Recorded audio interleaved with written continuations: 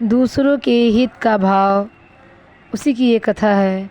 मेरे मन में एक बात विशेषता से आती है कि हम यह जानते हैं कि शरीर, कुटुंब, धन, ज़मीन, मकान आदि ये सब उत्पन्न और नष्ट होने वाले हैं, सदा हमारे साथ रहते नहीं और न रहेंगे और न रहना संभव है। फिर भी ये हमारे साथ रहेंगे, ऐसी धारणा बना रखी है जो बिल्कुल गलत है। यह सब एकदम नष्ट हो रहे हैं, प्रति क्षण अभाव में जा रहे हैं। जितना दृश्य जगत है वह सब अदृश्य हो रहा है। दिखने वाले सब न दिखने जा रहे हैं। भाव रूप से दिखने वाला संसार अभाव में जा रहा है रूप से दिखने वाला सब नहीं में जा रहे हैं। फिर भी इसको साथ रखना चाहते हैं, इसके साथ रहना चाहते हैं। ये हमारे साथ रहें, जो मिला हुआ है वह बना रहे तथा नया और मिल जाए, ये दो प्रकार की इच्छा है। यह कहाँ तक उचित है बताओ?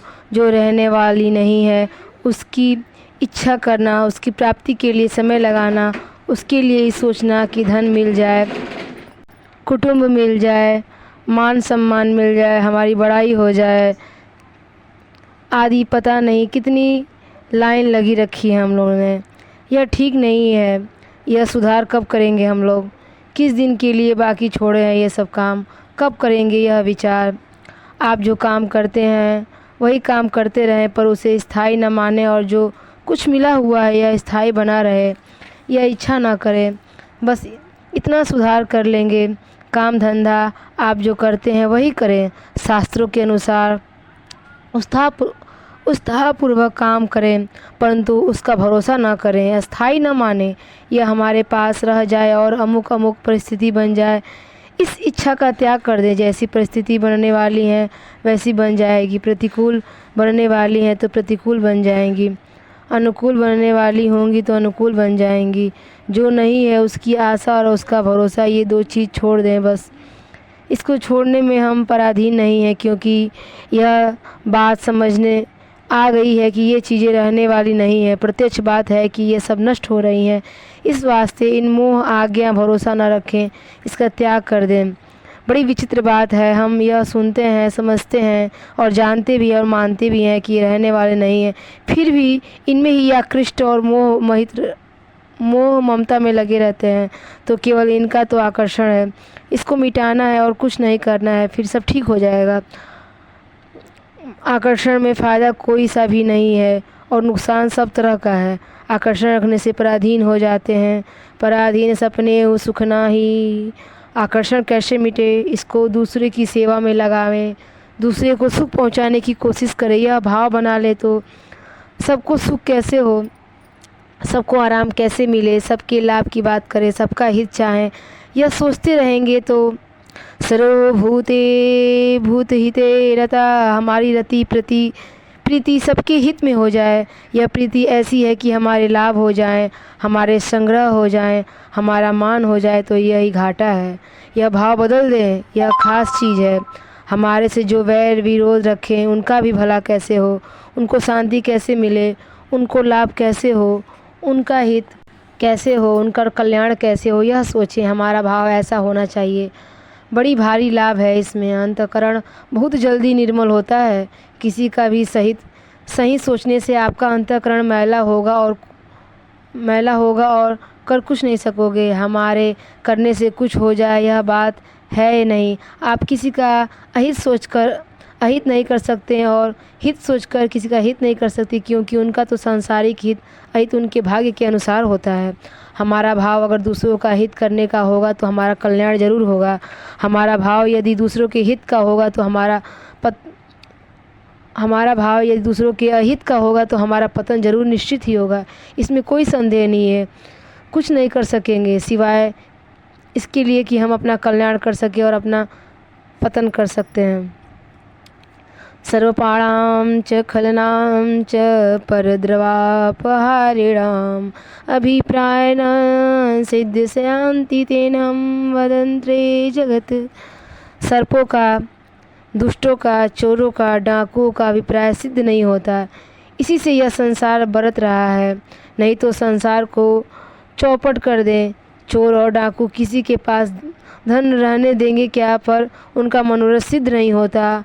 आप कितना हित कर लोगे, कितना अहित कर लोगे, कुछ नहीं कर सकोगे। हित करके दुनिया को निहाल कर दो, यह बात नहीं है। आपका भाव हित करने का होगा तो आप निहाल हो जाओगे, और आपका भाव अहित करने का होगा तो आप नुकसान कर जाओगे। किसी के पास आपसे ज़्यादा धन है तो आप उसे मिटा तो सकते नहीं, तो क्यों जलन होने दो मन में। यह मुक्ति में आग क्यों लगा रहे हो। सर्वे भवन्तु सुखिनः, सर्वे सन्तु निरामया, सर्वे भद्राणि पश्यन्तु मा कश्चित् दुःख भाग्य व्यसेत्। ऐसा भाव रखेंगे तो आपका नुकसान ही होगा। अंतःकरण निर्मल हो जाए, मुक्त में बड़ा भारी फायदा है। बड़े बड़े यज्ञ ज्ञान तीर्थ तप आदि करने की अपेक्षा ऐसे भाव से अंतःकरण निर्मल जल्दी होगा।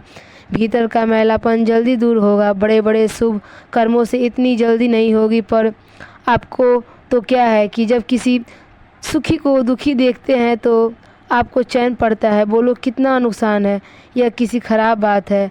आप मुक्त में पाप के भागी होते हैं और मिलना कुछ भी नहीं है। कोरा अंतःकरण मैला कर लो, भले ही भाव गिराकर अपना पतन करना है। बाजार में भाव गिर जाते हैं तो घाटा लग जाता है, और भाव तेज हो तो मुनाफा हो जाता है। हमने एक बात सुनी है कि एक बार असेंबली में बात हुई कि ये जितने धनी हैं ये सब निर्धन हो कैसे हों, तो कहा गया कि इन पर टैक्स लगाओ, टैक्स पर टैक्स लगाओ, जिससे किसी तरह ये धनी लोग निर्धन हो जाएं। यह बात जब बीकानेर दरबारे सुनी तो बोले कि तुम भावना करते हो कि सब धनी निर्धन कैसे हो जाएं। भावना ही करो तो अच्छी करो, सभी निर्धन धनी कैसे हो जाएं, यह भावना करो। ऊंधी भावना कैसे करते हो। अरे मन के लड्डू बनाए जाए तो इनमें मीठा कम क्यों डालो, इसमें कौन सा खर्चा लगता है। भगवान से भी यही कहो कि महाराज सब सुखी हो जाएं, कोई दुखी ना रहे। अब भगवान करे या ना करे, भार उन पर है। आपका काम तो हो ही गया। किसी का भी अहित ना हो। अहित तो हमारे वैरी का भी ना हो। वह चाहे हमारे साथ वैर रखे, पर उसका भी हम हित नहीं चाहेंगे। सर्वभूत हिते रता। आप और हम ऐसा कर सकते हैं कि नहीं। बोलो भाई, भाव कर सकते हैं। मैं मन का ही कहता हूँ। चीज़ वस्तु तो इतनी कहाँ से दोगे, और दोगे भी तो कितना दोगे। लाखों करोड़ों और अरबों रुपये हो तो भी सीमित ही होंगे, पर भाव असीम है। नफ़ा वस्तु में नहीं, नफ़ा भाव में होए। भाव विहुड़ा परशुराम बैठा पूंजी खोए। भाव में स्वतंत्रता है तो अपने भाव में कमी क्यों रखियो भाई। उमा संत की है बड़ाई, मंद करत जो करती भलाई। अपने तो भलाई करने का भाव रखो। होना करना हाथ की बात नहीं है, पर भाव गिराकर किसी के अहित का भाव करके अपना अंतःकरण क्यों मैला करते हो। प्राणी मात्र के हित में रति होनी चाहिए। अहित करने वालों को नरक और 84 लाख योनियों को मुक्त में वहाँ न हो तो हित कर सको, और न हित कर सको तो मुक्त में क्यों नरक में जाओ। हमें जो कुछ शरीर वस्तु पदार्थ आदि मिले हैं उनके द्वारा सबकी सेवा करो, सबको सुख पहुँचाओ। ऐसा भाव होगा तो ये स्वाभाविक दूसरे की सेवा में खर्च होगा। महाराज जी प्रश्न किए कि जानते हैं भलाई करें अच्छी बात है, लेकिन पता नहीं यह बुराई किस चोर दरवाजे से आती है। यह तो सुखी की इच्छा है, इससे मनुष्य बुरा काम कर बैठता है। उसी से अशांति होती है। जो अशांत होता है वही अशांति पैदा करता है। दुखी होता है वही दुख देता है। सुखी होता है वह किसी को दुख नहीं दे सकता, उसके कारण ही दुख देने की भावना होती है। कोई भी मनुष्य दूसरे का अनर्थ कर ही नहीं सकता जब तक अपना अनर्थ पूरा न कर ले। अपना अनर्थ करके ही दूसरों का अनर्थ करता है, परंतु सुख की इच्छा के कारण मनुष्य का अपने अनर्थ की तरफ ख्याल ही नहीं जाता। वह समझता है कि मैं दूसरों का अनर्थ नहीं करता हूँ। आप स्वयं तक तो न सांसारिक हित पहुँचा है न ही अहित पहुँचा है। आप दूसरों का हित करें तो भी वह उसके स्वयं वहाँ तक हित पहुँचा ही नहीं, केवल आपको लाभ और हानि होती है। सुख दुख किसे कहते हैं, इनकी निवृत्ति कैसे हो। देखो एक मार्मिक बात है, वास्तव में सुख दुख है ही नहीं। हमारे मन के अनुकूल हो जाए तो सुख हो गया, और मन के विरुद्ध हो गया तो दुख हो गया। बाकी कुछ है ही नहीं सुख दुख। ये हमारे बनाए गए हैं। एक कुम्हार था, उसके 2 लड़कियां थीं। उनके दोनों को पास के गांव में विवाह कर दिया। एक लड़की के खेती का काम था और दूसरे के बर्तन की मिट्टी का काम था। एक दिन कुम्हार लड़कियों से मिलने गया। पूछा, बेटी क्या ढंग है? पिताजी, खेती सूख रही है, अगर 5-10 दिनों में वर्षा नहीं हुई तो फिर कुछ नहीं होगा। दूसरी लड़की के यहाँ गया और पूछा तो वो कहने लगी, पिताजी बर्तन बनाकर सूखने के लिए रखे हैं, अगर 10-15 दिन में वर्षा हो गई तो सब मिट्टी हो जाएगा। अब राम जी क्या करे बताओ? एक के वर्षा होने से सुख है और दूसरों के वर्षा होने से दुख है। जिसके वर्षा होने से सुख है उसके वर्षा न होने से दुख है, और तो यह सुख दुख अपने बनाए हुए हैं। वर्षा हो जाए अथवा वर्षा न हो यह हमारे हाथ की बात तो है नहीं, फिर क्यों सुखी दुखी होते हो जाओ। जो हो जाए उसमें प्रसन्न रहो, जो होना होगा वह होकर ही रहेगा। नारायण नारायण। इस कहानी से आपको क्या सीख मिली?